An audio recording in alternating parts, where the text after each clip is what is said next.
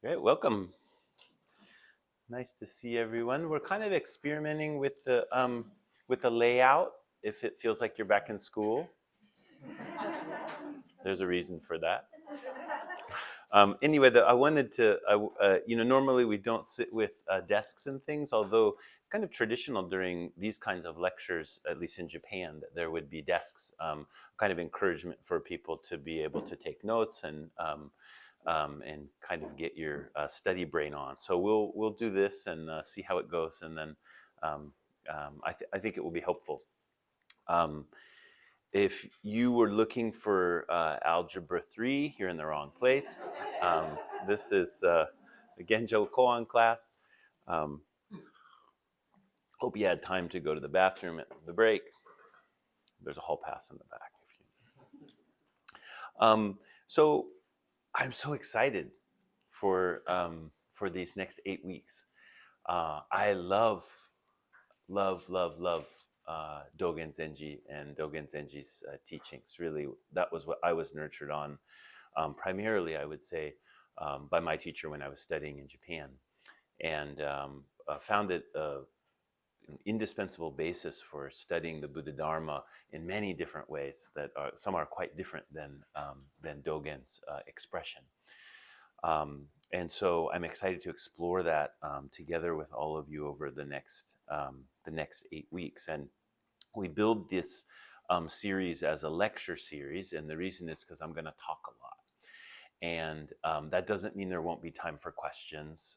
In fact, as we go along, if you have a question and you want to raise your hand, and I'll respond as I can. If there's kind of too many questions that it's slowing us down too much, I might say hold the questions for a while. I'll stop sometimes and say, are there any questions? So just like you're used to being in in a class, we'll kind of run it that same way. 8 classes isn't a lot of time to cover this material, but luckily I'm not going to try to explain the Genjo Koan to you. That's not the purpose. I'll go into this a little bit more this evening, but really my hope is to help introduce the Genjo Koan to you and you to the Genjo Koan, so that this can has the chance of being a relationship that is important in your life and unfolding of the Dharma from here on out. A text as central as the Genjo Koan isn't something that you read and understand and then move on. It's something that you get closer to and you think you understand, and then it guides you in some really important ways, and then you figure out the way that it guided you was totally diluted, and then something else turns up, and then you think, oh, maybe it wasn't so diluted. I mean, it's like a really good relationship.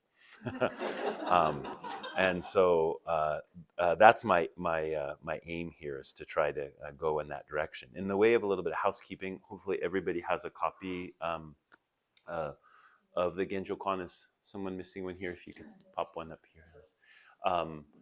And so to let you know, there are many translations of this text. It's not very long, but because it's so central to Soto Zen, there are many translations in English. I am partial to the translations that are informed by or done literally by Shohaku Okumura Roshi. He's an incredible translator, teacher, and ancestor of the Soto Zen way. He lives in Indiana. If you ever find yourself in Indiana, I would go listen to him lecture if you can. So that's the translation that you have in front of you. It's not to say that other translations aren't good. They all have their own value. And so if you're kind of person who likes language and likes playing with it, I'd encourage you to look at different translations. Many are available online. And you could take a look at them. Even there's some things that I think I just saw something, a PDF online, that was like 6 translations of the Genjo Koan line by line, side by side. So if you're that kind of person, then that's like a gold mine, right? And if you're not, it's a nightmare. So just follow your own instinct there. In terms of resources that we'll use for the class, the main thing is just that text. It's just a few pages, and I'll be talking tonight quite a bit about some ways to engage that, how to study it in ways that may be familiar to you, and also ways that are maybe a little bit novel. But if you're also interested in doing other kinds of reading, there's 2 books that I really recommend, plus again, there's tons of commentaries and things you can listen to. Those of you who know Domyo Burke Sensei, who's a Dharma heir of Gyokko Carlson Roshi, one of the founders of Dharma Rain Zen Center, that's a very important center to us. She's currently engaged in a long project of teaching the Genjo Koan, and she said the other day, she said, we're doing it basically word by word, or line by line, and it's all online. So you could listen to her things if you're interested. There's tons of stuff online. 2 books I really recommend.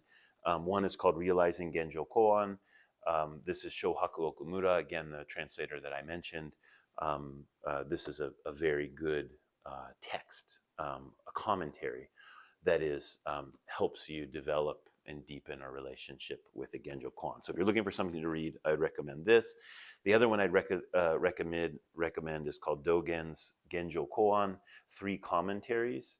And this has commentaries by Nishiari Bokusan, who is one of the, Nishiari Bokusan Zenji, he was one of the very important Soto Zen masters of the modern age. He was born in the early 1800s, and he was the teacher of many of the teachers who are the teachers of the masters that you would, that were the teachers of your teachers.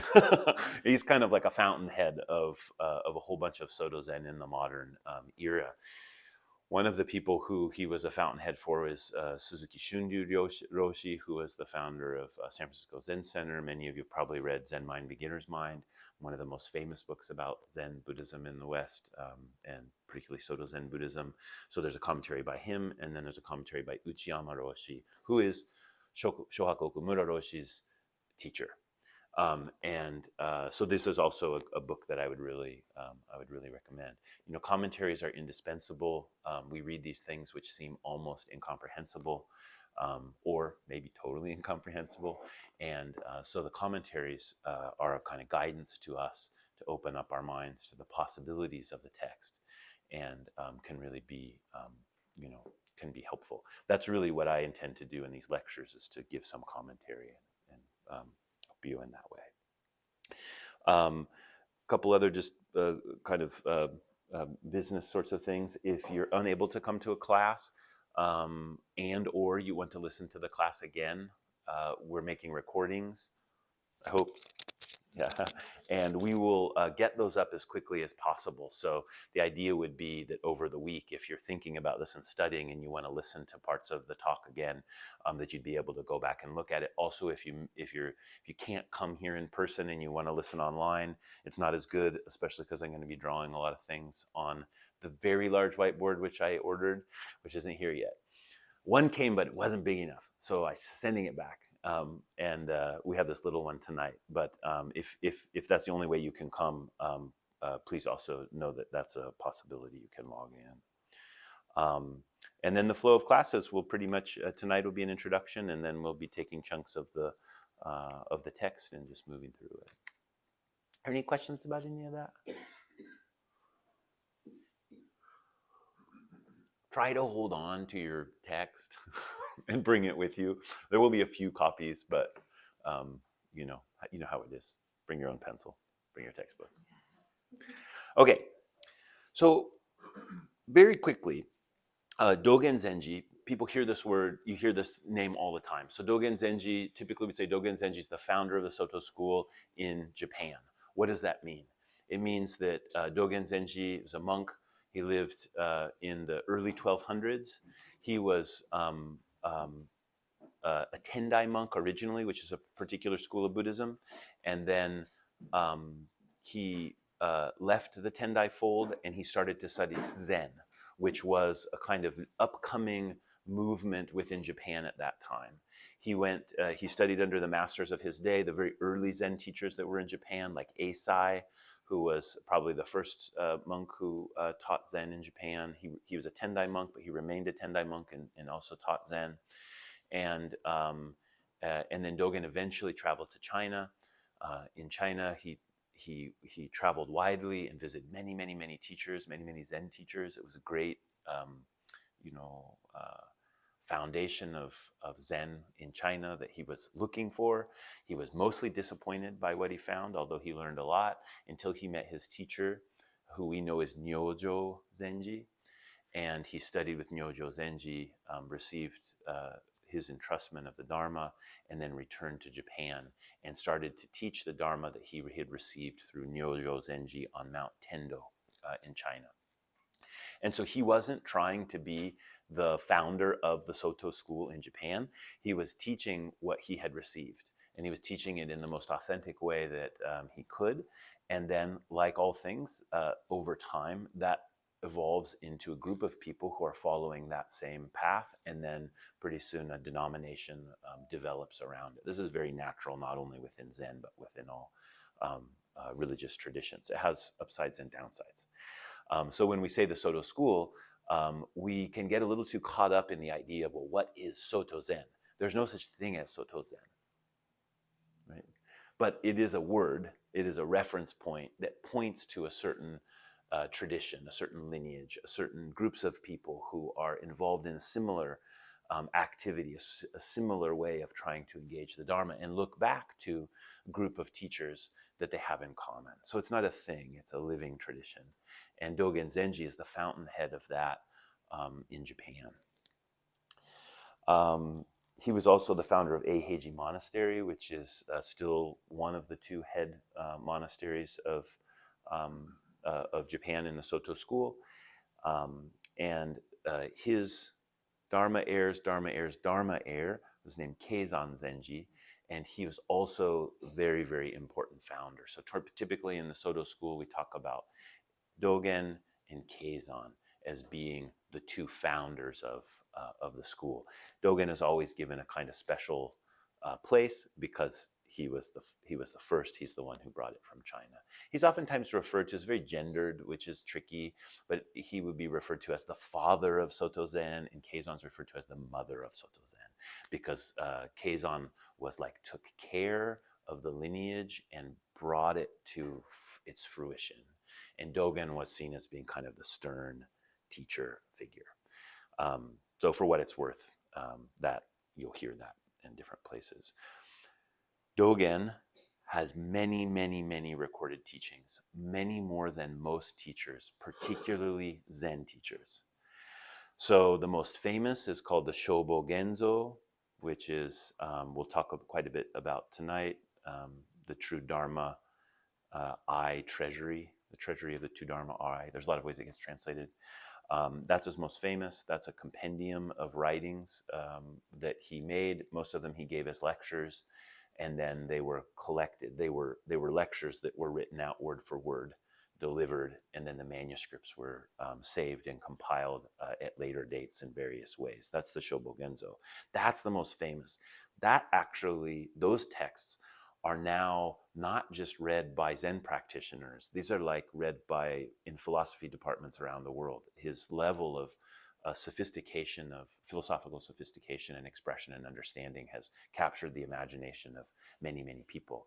I wonder how they read him without sitting zazen, but they do, and they get a lot out of it. And so great.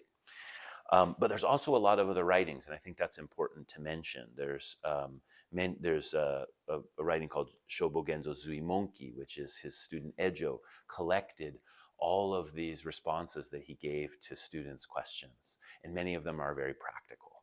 Right? He also wrote something called the Eihei Shingi, which is like the pure standards for Eiheiji Monastery, where he gave very detailed instructions about how to practice on a day-to-day basis. He wrote poetry. He wrote a wonderful text that it's called the Instructions to the Cook, which is a wonderful encouragement to the cook in the Zen monastery, which is one of the most important positions about how awakening is manifest through the practice of cooking for the community. Anyway, there's many, many writings that he's done. The reason I mention that is people tend to hear Shobo Genzo and they're like, oh, Dogen Zenji Shobo Genzo, which are his most philosophical writings. That's not quite the right word, but they think that's who Dogen Zenji is. But Dogen Zenji also gave lots and lots of instruction that's very concrete. And that's something that we need to keep in mind when we're studying his more philosophical teachings. The Genjo Koan, which we'll be studying, was placed by Dogen and his disciples as the first chapter of the Shobo Genzo. Okay, there's various versions of the Shobogenzo, but the one that was compiled by Dogen himself is called the 75 fascicle version. Fascicle is kind of like a chapter, a fascicle version of the Shobogenzo, and he placed it first, and I think that's really significant because the Genjo Koan is like a keystone. It is a like very basis of his teaching, and so to encounter that first in the Shobogenzo is like an introduction to the rest of those teachings in the Shobogenzo. Does anyone have any questions about that? That'll kind of give us where we're at in the whole business. Oh, by the way, Shobogenzo, no one read it for 600 years. They copied it and put it on altars and bowed to it and burned incense, which actually is really good. That's a like, if you can't read it and try to make something out of it, if you can read it and make something out of it, that's a very good thing to do. But in a way, it got kind of covered up. It didn't inform the practice of Soto Zen for many years because people weren't reading it. People didn't have the eyes to be able to see with Dogen's eyes. And so there was a great revival of that came about later on, like 1700s, 1800s. And so we're really blessed to be in a time where his expression has really come out, and so many wonderful teachers who are expounding on this that we can benefit from. So I want to talk a little bit about textual study or text study. The way that we're educated, generally speaking, in the West at least, is to extract meaning or understanding from a text. That's how we're trained, right? That you read something and you comprehend it. If you think about those tests they made you take when you were a grade school student for reading comprehension, they were all about how do you extract information, meaning, etc., from text and then apply it. Really good skill. But what they don't tell you is it's limited. It's not the only way that you engage with a text. It's not the only possibility for a text to inform you. It's very practical, and of course has its place, and even has its place in studying things like the Genjo Koan, but it also has some problems. When we think about text that way, we tend to think of it as a container, as if we could get the meaning out of the container and then dispense with the container. It's like a yoplait dharma, right? Like you'd open it up and eat it, and then boom, I don't need the container anymore. I don't like yoplait very much. That's why I use that as the example. But that kind of getting the meaning out of the words is oftentimes how we approach things. I would verge to say almost always that's the way we approach text. And the problem with this is it's already based on a split mind. We're already splitting our mind in relationship to the words. We're lifting off something that the words are offering to us in a very, very direct way, and we're trying to turn it into our own interpretation as we read. Right? We're trying to relate it back to something that can be crafted in our mind. Again, that is not bad, but it has limitations. There's something that's much richer that we can do with text. I call this Buddhist hermeneutics. Hermeneutics is a big old fancy word. Scholars use it. But it's like interpretation of text. There's a lot of theories about hermeneutics, and that are very sophisticated. I don't mean it in any of those ways, in any of those models. I mean it as a general kind of a word for being, how is it that we engage with a text to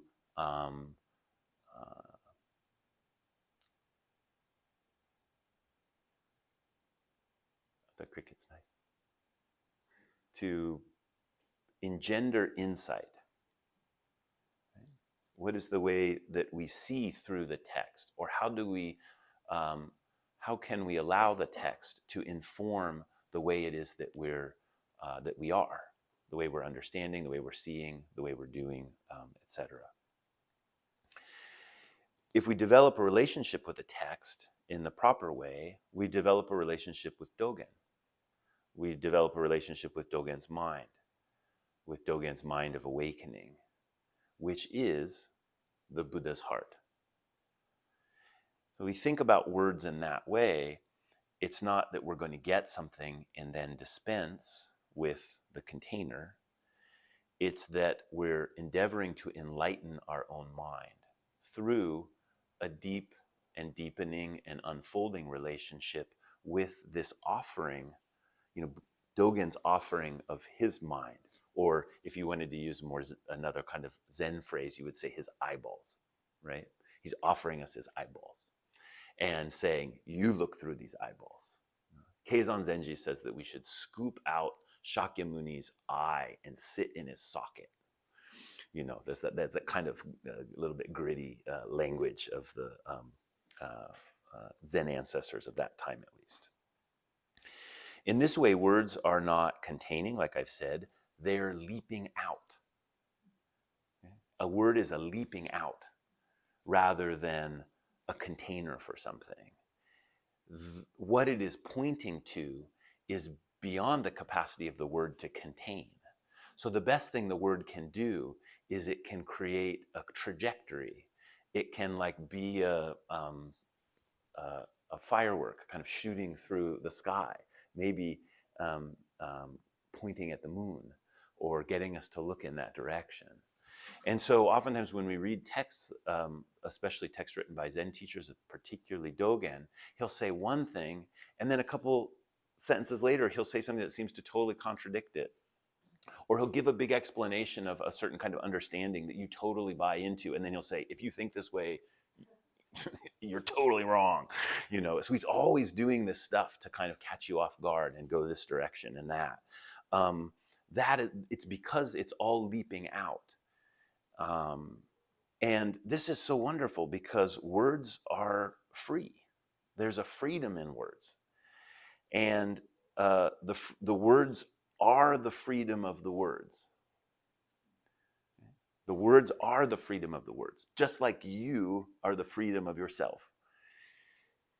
Just the way the word is in itself is the expression of a freedom that the word has to simply point, to simply imply, or maybe a better word is to intimate something. And so it's not that the words are just nonsense. They're not just gibberish. It's not that they don't correspond to anything. They do, but they're not rule-bound in the way that we think of like a container, like it's going to work this way to contain this kind of a meaning. And Dogen was a master of this kind of freedom, this kind of what we could call direct expression, which we see in much Zen literature, in koans and stories of the ancestors, which Dogen's a master of explaining, or explaining is not the right word, maybe giving commentary on to help us develop a deeper relationship with. But Dogen does this kind of direct expression in a textual format that goes on for pages. Almost nobody does that, right? But Dogen had that kind of a mind. I think he was a little obsessive, myself. One image I like to think about this is if you have a mirror that reflects and you break the mirror into thousands of pieces, all those shards of the mirror also reflect. And so if you think about the wholeness of the Dharma and you think about all the shards of the Dharma, both of those are equally reflecting. And we can engage through those shards because they reflect back to our own heart. And that's where the real promise of meeting the words is. I wanted to share with you a poem because I think poetry is a place where we understand this pretty intuitively. If you like poetry. If you don't like poetry, you're just like, yeah. But if you like poetry, you never want to dispense with the words, right? The words are the freedom that allows the poem to be. You don't think, oh, I read the poem and I have a feeling now, get rid of the poem, right? Maybe with a love song you do that. But like real poetry, the words themselves become not a replacement for something. They become the capacity to express what is there. And so I thought I'll read you a poem. This was a favorite poem of mine by Dogen. I thought I should read you a Dogen poem. Again, he wrote a lot of poems. He wrote poems in Japanese. He wrote poems in Chinese. This is one that he originally wrote in Chinese, and it was scribed on a portrait of himself, which is a common thing. There would be famous teachers. People would draw portraits of them, and then the teacher would write a poem on it, and that would be a kind of important representative of who they are. So you could say, like, this is Dogen's face. Cold lake for thousands of yards soaks up sky color. Evening quiet. A fish of brocade scales reaches bottom, then goes first this way, then that way. Arrow notch splits. Endless water surface, moonlight brilliant.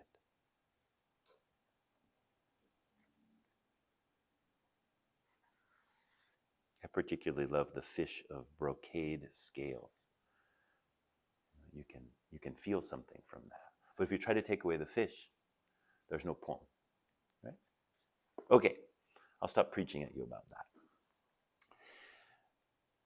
Chinese, as it turns out, gives us this great gift. I wrote in my notes here, it's the graphic gift of Chinese writing. Because Chinese is a graphic language, it allows us to engage and process things in a different way. In fact, there are people who study this. I read a couple things about this when I was a Japanese teacher, because I thought it was so interesting about how your mind has to work in a different way to read Chinese characters. To understand what's going on Chinese-Japanese is that Japan didn't have any writing system.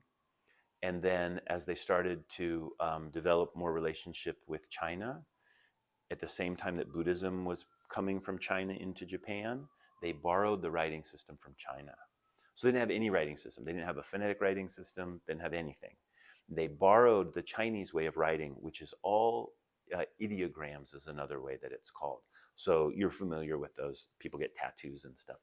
By the way, if you're gonna get a tattoo of one of those, check with somebody who knows how to read them, because I know end of them they're upside down or like inversed, or someone thinks they're getting like angel tattooed on their body, and it's actually like, like barmaid or something like that. So check with somebody. But those ideograms were used to write Japanese. Well, in fact, people just wrote Chinese rather than writing Japanese. That was the language of the literati, it was the language of the government, and those kinds of things. So Chinese writing in Dogen's age, if you were really an educated person, you wrote in Chinese, right? In the meantime, they had also created some phonetic writing systems that was a little bit lower class, right? It was not as an educated way of writing things. And but Dogen was interesting because he wrote in both. He wrote poetry in both. He wrote his very sophisticated philosophical writings and things. He used both styles, which was a little revolutionary. Most people were writing just in Chinese. But what it means is that in Japanese writing as a whole, including Dogen, there are Chinese characters and there's phonetic writing, and they're all mixed together. And so when you're trying to study things, some of the words come in Chinese and some of them come in the phonetics. And it can be useful to know that sometimes when you're trying to understand what's going on, especially if you come across a sentence where it seems like there's just too many words.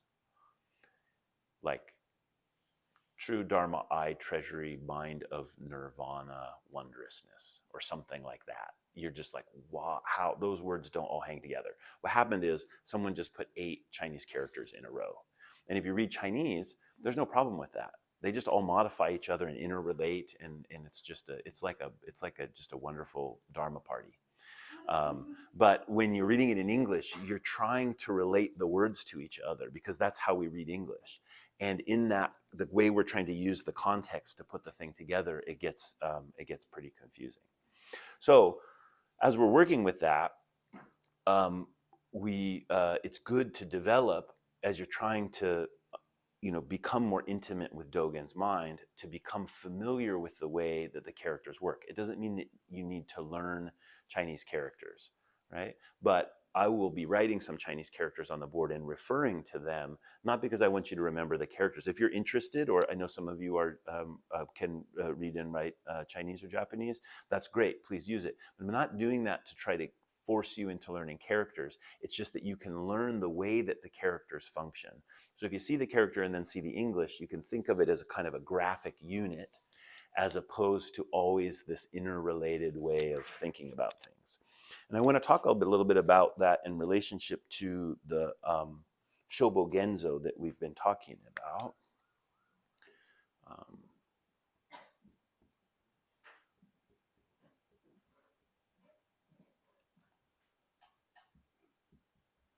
So the Shobo Genzo is made up of 4 characters.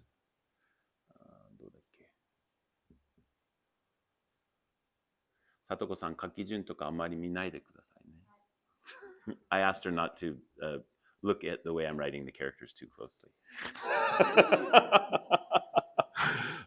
So this one we pronounce.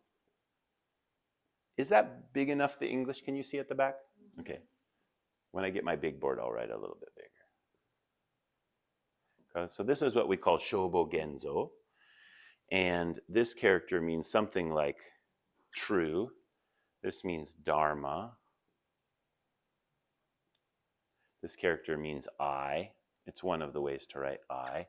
And this one means treasury. Treasury or storehouse, like that kind of a place where you would store things up.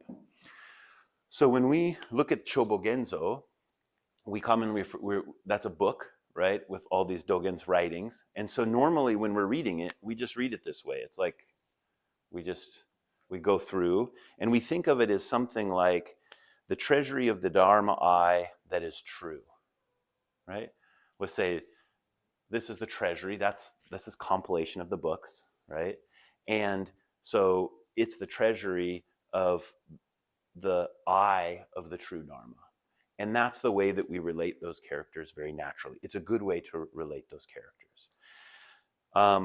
But if we look at the context of where this word Shobo Genzo comes from a little bit, it comes from one of the most famous encounters in Zen Buddhist history, and that's between Shakyamuni Buddha and Mahakāssapa. So when Shakyamuni Buddha came and he sat in front of the assembly one day, and he held up a flower, and it said that he just slightly twirled it between his forefinger and his thumb, and Mahakāssapa smiled. And the Buddha said to Mahakāssapa, Mahakāssapa, I entrust to you the true Dharma I treasury, wondrous mind of nirvana. So there's a little more that went on here, wondrous mind of nirvana. And that was the first transmission. That was the first entrustment of the Dharma. And so we honor Mahakāssapa as the first ancestor, the first follower of the Buddha that received the entrustment of the Dharma. And that entrustment has come down through generation after generation down to the present day. Any lineage holder has received that same entrustment. So the reason that we could say that that's important is if we think about that story, if we think about what the Buddha enacted, the Buddha and Mahakāssapa enacted in that encounter, there's no words. So here you have, like this tomes, Shobo Genzo is like this thick of words. But what's referring to the Shobo Genzo is an encounter beyond words or without words. Other than the Buddha saying, I've entrusted this to you. I've entrusted to you something that is not words. So what is the treasury? In the conventional way we read this, we think of the treasury as being the storehouse of all of these words. Right? But if we read it this way, we have to start saying, well, maybe the treasury is something else. And in fact, what could be true or what could be false in silence? What is the Dharma that is not spoken? What is the I if it has no referent? All of those kinds of questions come out. Okay? And so as we look at the context of where that question, or of where that title for the Shobogenzo comes from, we can start to think about another way that maybe this title is put together, or what's another relationship between those characters that can emerge. It's not just the treasury of a true Dharma or a true Dharma eye. And this is where the Chinese is really helpful to us. We can, rather than read it this way, we can say, this is the same thing expressed 4 times. Sho is bo, is gen, is zo. Right? All 4 of these are saying the same thing. So the true is not a state of relationship between true and false, but it's direct seeing. Right? In fact, this character is made up of 2 parts. The top means one, and the bottom part means stop. So the character for true or correct means to stop on one. When my teacher first told me that meaning, he said it's like the horizon. He said if you look at the horizon, there's always a 1 there, which in one, we write 1 this way, so it doesn't seem like a horizon, but in Chinese they write it this way. So that's a horizon, right? And he said, it's where heaven and earth meet. And it's always right there. You can go towards it, but you can never get there. So what would it mean to stop on a truth that you could never get to? To stop on one that you could never get to? But he said, if you wait, if you just stop for a second and you consider it, you're always in the horizon. You're always in that place that is exactly between heaven and earth. So while there's a journey to be made to the true, you're also always right there in the true. You're always stopped in one. And so this character starts to bring out some of those kind of, different ways of thinking about what true could be. Not just a true that's like true as opposed to false, but true as a direct seeing in a way that is not diluted. The Dharma, so that true seeing or that direct seeing is expressed as Dharma. It functions as an eye. It manifests as a treasury. It's living as nirvana. It's beheld as wondrous. And that's what we call the heart. Right? That's a way, I'm creative, I'm playing with it, right? This is a creative exercise that I'm undergoing to say all of those characters have another possibility rather than just being interrelated in that way. Again, direct seeing that's expressed as Dharma. It functions as an eye. It manifests as a treasury. It's living as nirvana. It's beheld as wondrous. And it is our heart. You could say that the Shobogenzo is simply this character, which is used to always be translated as mind, but some people say heart mind, but that's so, I don't know. It's like maybe if we just say that, it will become a compound word over time. But I like both. If you say heart, people tend to get too emotional. And if you say mind, people tend to get too analytical. So it's somewhere like not caught in emotion or analysis, but also completely free with analysis and emotion, I would say. So we could say Shobogenzo is just mind. Whose mind? Dogen's mind. Dogen's heart, which is the heart of the Bodhisattva ancestors, which is the heart of the Buddha. So the Shobogenzo is not something to be understood. It's not something to be figured out. One of my friends who came here from Japan, a Japanese monk, he came here and he said when he first arrived and he went and stayed at a monastery for a year that was there, and he was talking with some people. He said, "Oh, did you read the Shobogenzo?" And they said, "Yes, I've read the Shobogenzo." And he felt a little worried. And he said, "Did you understand it?" And the person says, "Yes, I understood it." And then he knew it was a big problem. And so I find that exhilarating. I read all kinds of stuff that I at least pretend that I understand. And that's fine. I like to understand things, but overall it's boring compared to not understanding things and having questions and being led by something and receiving that gift from Dogen Zenji that we have available here. So my encouragement to you is that as we're engaging in this, rather than emphasizing extraction, emphasize receiving. Okay? So you have a text, you've received it. You've received it through the labors of many, many, many people, not least of which was Esho, who stapled together your booklets yesterday morning and taped them and everything. Thank you, Esho. But all of the people who cared for this, who copied it by hand for centuries, so that it came to the place where then it could be printed. The first print version was in the 1800s, and then come down to us today. And that Dogen would take the time to write this and to revise it and to put his life out here totally for us to receive. The second thing I'd encourage you to focus on is relationship. And I've said that a lot. Think of this as a text that you have a relationship with. And if you think about that, those of you who have ever fallen in love, when you go out on the date and you're kind of interested in a person, isn't it great that you don't know everything about them? I mean, not because there's stuff you don't want to know about them, although that's also true. But the stuff that you want to know about them, actually, it's better that you don't know it all at once, right? It's like you can find things out at a time. That's a good relationship. And really deep relationships, you always are finding things out. I'm going to say lots of R's. Receptivity, relationship. This wasn't on purpose. Repetition. I'm going to give you a challenge.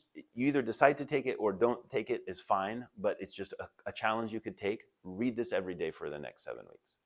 8 lectures means there's 7 weeks, and you read it every day. If you want to up it a little bit, if you're like, that's not that hard, Ejo, I could do that, recite it every day.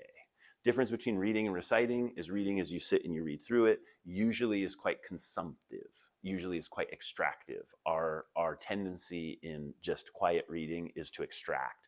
Not necessarily, you can learn to do another way, but that's usually. Once you put the words out your mouth, now you're in recitation. And when you're in recitation, the way that it aligns in your mind is really different. So read or recite. Do it again and again. If you're not doing it every day, just do it a few times a week. Get this in your mind, and it's not that long, so you can do it, over and over and over again. And then the next thing I would encourage you is resonance. If we're not going to try to grab onto understanding and extract understanding, what we want to do is we want to feel for resonance. There'll be a whole bunch of the stuff that you're just like, okay, and maybe I'll say some stuff that sparks something in you, and then it will start to unfold. But the part that lights up for you a little bit, pay attention to that. Write it down. Recite that part more and more. Memorize that part. Play with the words. Look up different translations. If you're interested in or have the capacity to work with Chinese, I can. By the way, if anyone wants the Japanese version of the text, just let me know after class, and I'll make copies for next time. Go in and look at the characters. Do that kind of work, with it, with the parts that resonate with you. And just like I said, 4 characters like this, I think Domyo's spending, like whole classes just on, like 3 or 4 characters. So that's very, by the way, very classical. I once was translating for a teacher that was teaching from the Bendowa, which is about 20 pages long, and it was a whole week of 3 hours of lecture a day, and we didn't get through the first paragraph. I will not do that to you on purpose. And a corollary to resonance is creativity. The resonance is your own creativity. It's not just that you are in the subordinate position and you're going to receive something from Dogen and you resonate with it, and now, oh, pathetic me, I can receive this thing from Dogen. But the resonance you have is your own creativity. It's your own I, which is not separate from Dogen's I. And when you are able, willing to be creative with your own seeing and your own experience, then you can meet Dogen's I. But if you're in a collapsed kind of position, if you think that you're not playing ball, then you never get to really encounter his mind, because you're always in this kind of collapsed position. So the things that resonate with you and the things that that come through you, them that resonance, honor them, do things with them, write poems about them, write philosophical tracts about them, paint paintings about them, shout them to your friends or people, strangers on the street. But get them active, because as they're active through you, then they take a life. And don't worry about being right. That's not the point. At least not the kind of right that is opposed to wrong. Right? And then finally, I would say care for the words, and they'll care for you. There's nothing to dispense here. They're a strict teacher, but the way that they teach you is teaching you for your own freedom. And so that's that's my goal here is for you to find those things in the Genjo Koan. Does anyone have any questions about all that? That was a big bunch of words.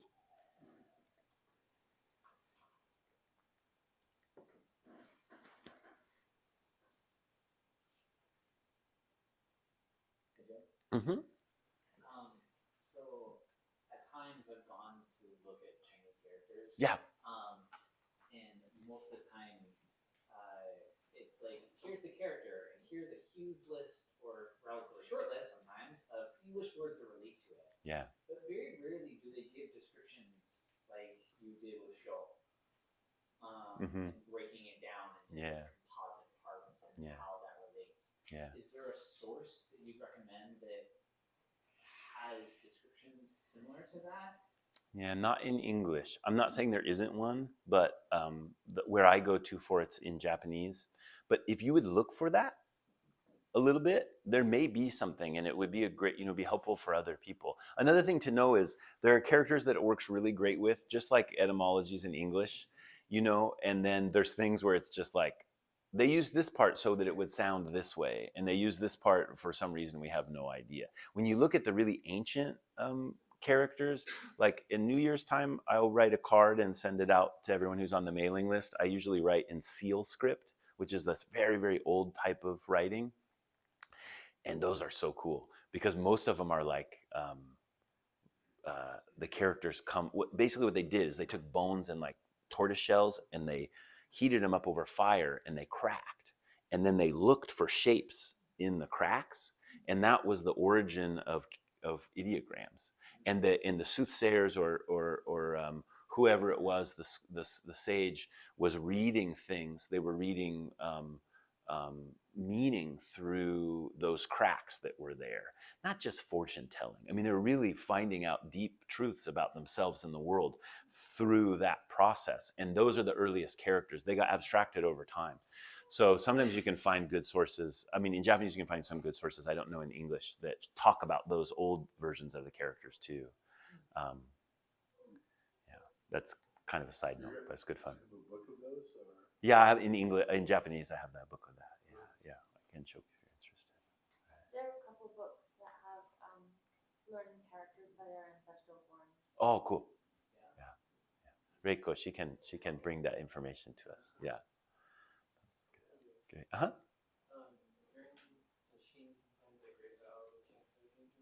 Uh-huh.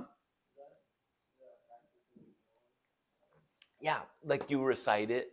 Sometimes it's not as common as many of other things. Shobo Genzo chapters and stuff don't tend to get recited as much, but it can be.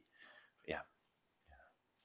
And I think it's really a good one to recite because it's short enough and it's not so explanatory. So the recitations really are, I think, is good. Yeah. Uh-huh.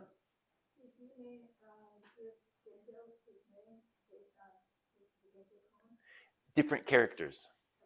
Yeah. His characters is means something like in fountain of purity or original purity. Yeah. Gosh. My name means embracing purity. Many. That's a common character in our lineage.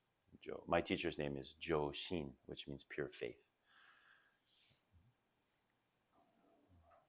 Okay, shall we talk about Genjo Koan? All right. Okay.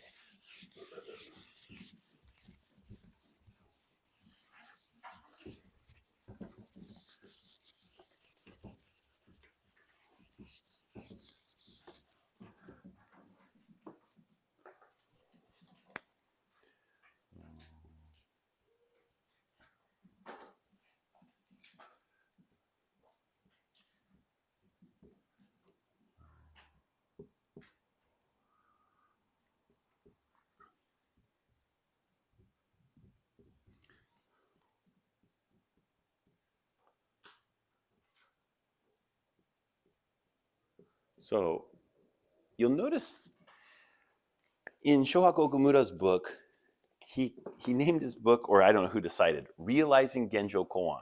Didn't try to translate it, right? There are so many translations of this term Genjo Koan. You'll notice I didn't translate it for the cover of what's happening here either. It is famously difficult to translate. It's a term that's used extensively in Dogen's writing. It's the title of this fascicle, but the term Genjo, this first part, is used 300 times in the Shobo Genzo. Right? And there's like 95 fascicles in the Shobo Genzo in the version that's most commonly used. So that's like an average of 3 times per essay, right? It shows up everywhere. And Genjo Koan as a compound shows up 25 times. So it is a really important term, but very, very, very hard to translate. Nishiari Bokusan, who I mentioned earlier as one of these big Soto Zen revivalists in the 1800s, Nishiari Bokusan Zenji, he calls it Dogen Zenji's words of iron, right? And that's a Zen term, which means very important teachers. They eventually will come up with like one phrase, and that will be their way of expressing the Dharma, right? My teacher always taught Ichi Daiji Innen. And those of you, there's a few of you that were here when he came for the opening of this temple, and he talked on that. The one great causes and conditions is what that term means, Ichi Daiji Innen. That's all he would ever talk about. And then pretty soon, that just got shortened until all he would talk about is one. That's all he talk. Anytime he gave a Dharma talk anywhere, it was the same Dharma talk. It was really easy to translate for him because he would just talk about one. And so that's a thing that happens for teachers, is that they get clearer and clearer about the Dharma, and then it becomes this one thing. And for famous teachers, that usually gets recorded in some way, and then it becomes something that they leave for their descendants.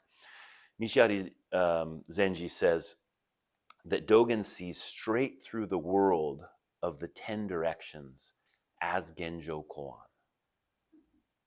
He sees straight through the world of the 10 directions as Genjo Koan. So these are the eyes of Dogen Zenji. He sees through everything, but he sees through them as Genjo Koan. I had mentioned earlier that this fascicle is at the beginning of the 75 chapter version, which is the one that Dogen put together. It's a keystone. Do people know that term, keystone? Like when you make an arch, and that stone that's right in the center, which holds everything together. Yeah. It's a basis for entering all other Dogen teachings. Senne, who is one of Dogen's teachers, one of Dogen's students, who wrote one of the first commentaries on the Shobo Genzo in general and the Genjo Koan in particular, he says that really every fascicle of the Shobo Genzo should just include the terms Genjo Koan. So we shouldn't read, like, if we read the Buddha Nature chapter, it should say Genjo Koan, Buddha Nature. If we read the merits of the robe chapter, it should say Genjo Koan, merits of the robe. That's how much he emphasized that this is the basis of all of Dogen's teaching. But I want to add on to that it's not just the keystone to his teachings in a textual form. It's also the keystone to Dogen's instructions of how to practice. It's the keystone to Dogen's instructions that show up in the Eihei Shingi, the monastic regulations for the monastery he started, for the instructions to the cook, in his instructions on Zazen, his heart of how it is that we should conduct ourselves day to day in encountering the world of our life. It's equally important for those things. And the Shobo Genzo doesn't have that much of that in it, right? It's more of the teachings in kind of a religious or philosophical sense, not the instructions so much. So this term Genjo Koan, if we think about it in a general type of reading, this terms here, Genjo, could be thought of as something like manifesting. It's a combination. What do we call that? A compound word? That's oftentimes the case. Two characters go together and then they make up a word. Or actualizing. That would be another translation that you might make of it. Shohaku Okumura's translation I really like. He says, reality actually and presently taking place.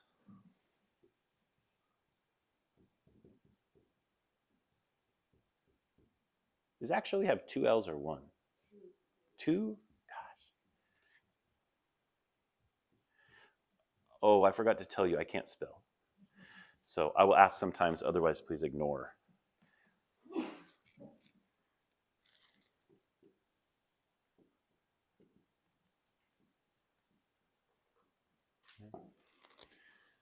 So what is there? What's appearing? What are the phenomena of being in any moment, right? This is what Genjo refers to.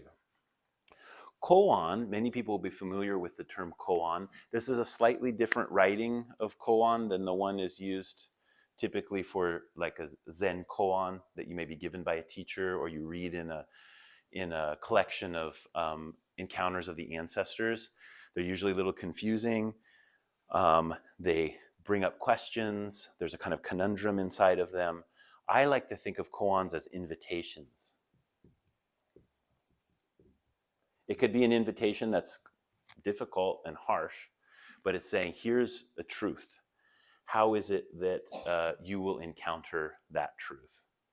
The term koan originally came from, particularly in its other writing, it was not a Zen term, it was a term of government, and it was like an edict that was given by, or an edict that was given by the emperor. And it meant like, this is the law, right? It's a settled thing. It ain't gonna move. You gotta move. You're the one that's gonna have to figure out how to relate with this. It's not gonna move to meet you. That was the kind of understanding of the term koan in the governmental sphere or public sphere. In the case when it was adopted into Zen, then we could say it was sealed with the authority of the Dharma king, right? The Dharma emperor, this is Shakyamuni Buddha. So this is like an edict that's given by awakened mind. That's what a koan is. And so you take it as something that you're not going to try to change it around or whatever, but it's going to call something out of you in your path to awakening. And in that way, it becomes a really strong teacher. Some schools of Zen use koan curriculums where you would be given a koan by your teacher and you work with it and you present responses to that. And when you've seen through it, in the way Dogen sees through the 10,000 directions or whatever it was as the Genjo Koan, then they'll put you onto another koan. That's not typical within the Soto school. There are a few teachers that teach like that, but not many. So if we think about that, koan in the Zen way, if we think about this combination, Genjo Koan, one understanding in that kind of general sense is it's like an invitation of life to the profound depths of awakening. What I mean by life here, it's the invitation of living, like what's appearing, what's manifesting, what's actualizing, what is here right now. That is an invitation to awakening. It's not like get rid of my provisional life. It's not like get rid of all the things that are here. It's like everything that's here is the koan of your life. So sometimes people will translate this as something like the koan of your everyday life, right? That the everyday life is completely imbued with spiritual significance. And how it is that you are going to live that out becomes the spiritual question. So that's a kind of one of the ways that we can understand what Genjo Koan is talking about. And oftentimes when we see Genjo come up in places in the Shobo Genzo, that reading also works pretty well.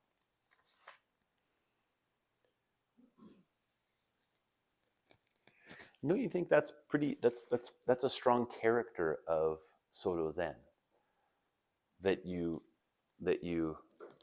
pay attention to what's there. So when you're studying, oftentimes you'll get the encouragement, like, don't try to escape your life. Make your life practice. Right? And this is exactly what Dogen Zenji would say over and over again when he's giving instruction for things like cleaning and cooking and brushing your teeth and sitting zazen and getting along with the other people in your community, etc. Those kinds of very practical instructions. Now, if we look at these characters again, not in such a conventional way, we can start to see why it is that this reality that's actually and presently taking place is a gateway, is a koan, is an invitation, right? It's not just this kind of, oh yeah, there's a glass of water here on the table, whatever. Why is that an invitation? How could that be an invitation to awakening? How could that be an invitation, a gateway to a different way of relating with the world? And that has to do with a different way that we can look, a couple different ways we can look at these characters.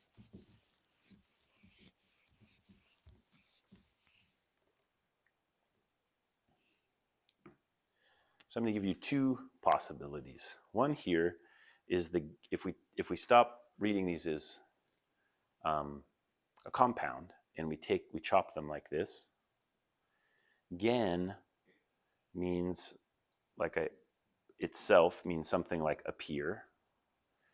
Jo means something like complete. Ko means public. And this on is a very interesting character. It's usually, like I said, written in a different way. The way it's usually written is this part right here on the right-hand side, which means something like to be settled.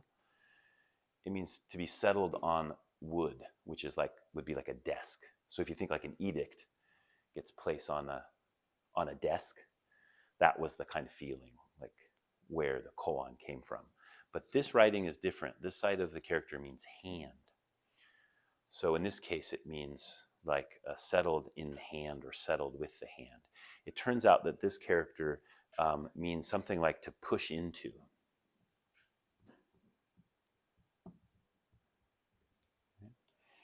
Now, when reading these characters, one of the ways that this is, Nishari Boksan reads them this way. He says, these are three qualities of the Dharma. One is appearance, phenomena. They're just there. They are complete. They are true, just as they are in and of themselves. And in this case, public. This is, Shogaku Okumura writes a bit about this in the Realizing the Genjo Koan. That character comes from the responsibility of a public official to see everyone equally.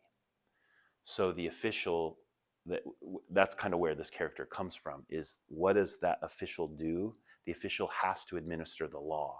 To administer the law, they have to equalize all different kinds of people who come from different backgrounds, have different capacities, have all those kinds of things.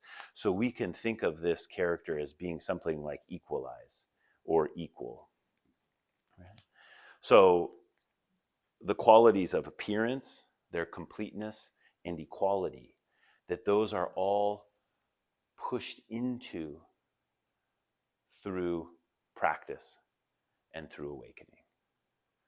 That is what the Dharma that Dogen has to present is about.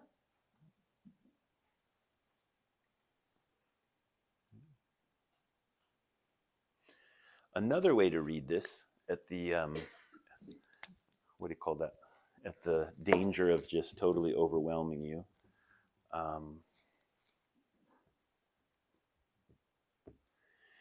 Is to think about it again in a split way. And if you think about this side again as reality,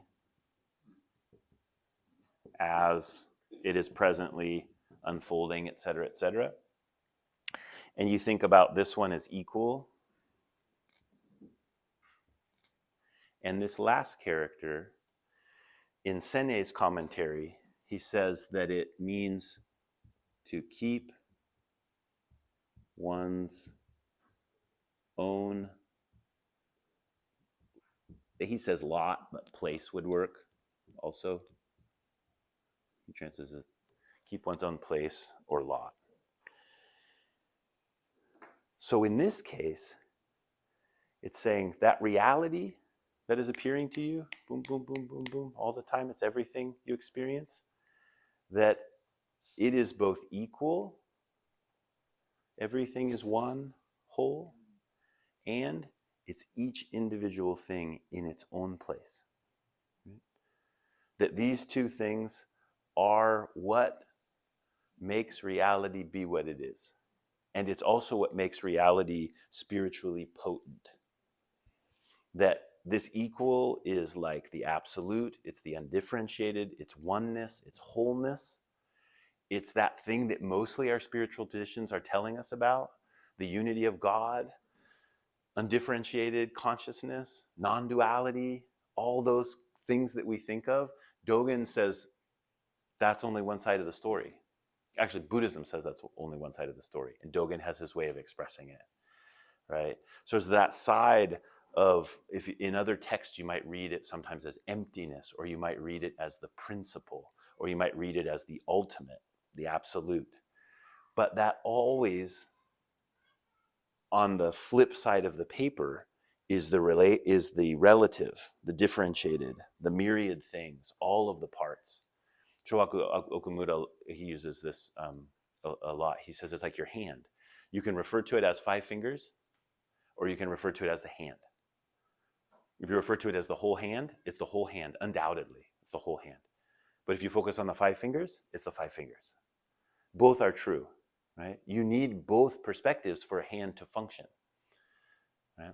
So this reality that is constantly functioning, presenting itself lively in each moment, is the dance of this equality and this differentiation. Now, I want to say that this is not a metaphysical explanation of reality. Okay? This is the invitation of reality. Each phenomena is empty, and as such is true. Because it's empty, it's true. The glass, if we pick on the glass, it's an invitation because the glass is not bound in the limitations of glassness as I think of it, exterior object. The glass invites me into the true form of the glass. And this is the basis of Zazen as sitting. It's the basis of Zazen as working, all of the ways which Zazen express ourselves in our life. The universal is manifest through the particular. The particular is led back to the universal. And so this is really what hermeneutics are about.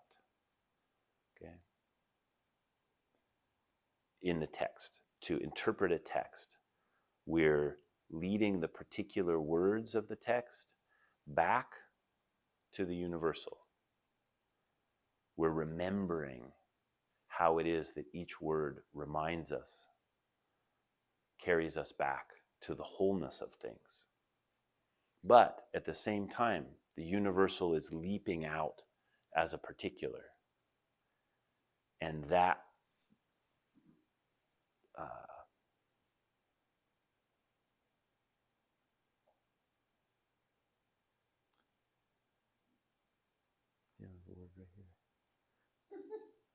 dynamic, that dynamic activity is what makes the text alive. And it's also what makes the world alive.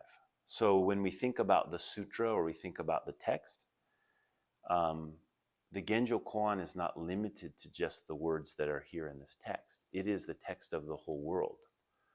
And that's really what Dogen's inviting us to, is to the hermeneutics of the whole world. How do you read your life? How do you read the text of your life? How do you read the story of your life as the continual invitation to practice an awakening.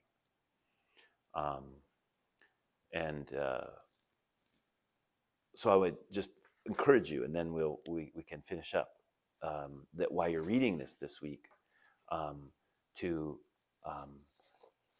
really bring in all of the things that come through the text, that bring them to your life, and then bring the things that are coming up from your life into the text. And as they mirror each other, then that's where the investigation happens.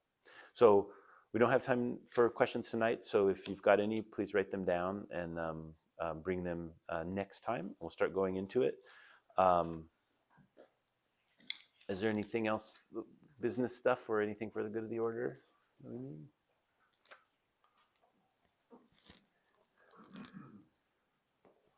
All right. Buddham saranam gacchami,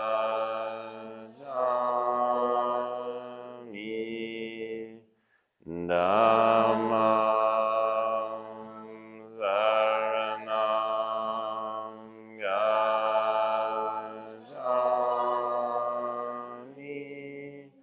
sangham saranam gacchami,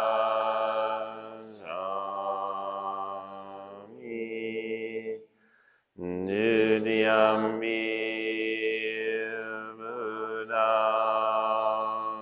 saranam gacchami,